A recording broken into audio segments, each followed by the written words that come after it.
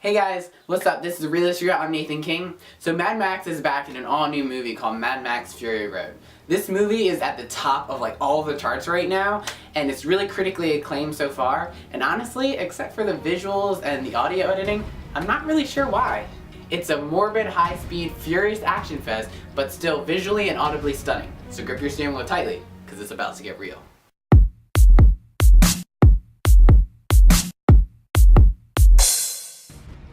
So first off, I just want to say I've never seen any of the other Mad Max movies, but from what I've searched, it seems like it doesn't connect really at all.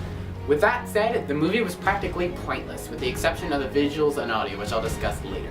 So with the plot of the film, you really don't even find out the plot till like 40 minutes in, and even then you're like, what the heck? And then toward the end they make a plot twist, which takes the plot in a different direction and leaves you even more confused. I don't know what was with that.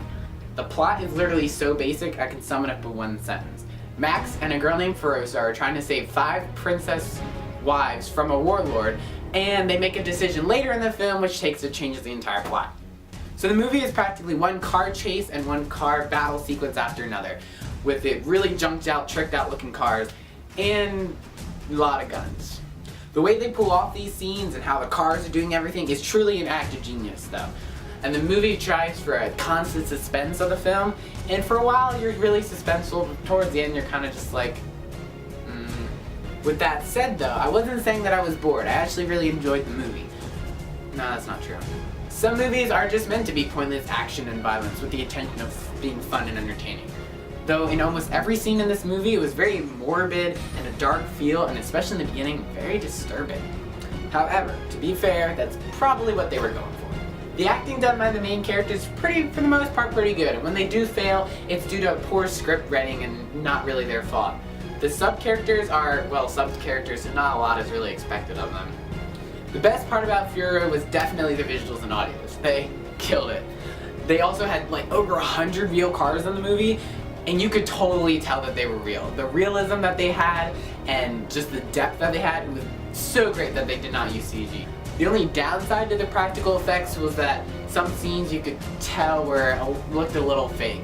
The worst case in this scenario was towards the beginning. There was a foot run chase scene, and they sped it up to make it go a little faster, and you're just like, yeah, that looks really dumb and cartoony. And some scenes with some of the cars looks like they might be miniatures or remote controls. Just the way that they move and the way they act, it doesn't really look like a real car. But it still has that depth and realism that the other movies, that the CG doesn't give you.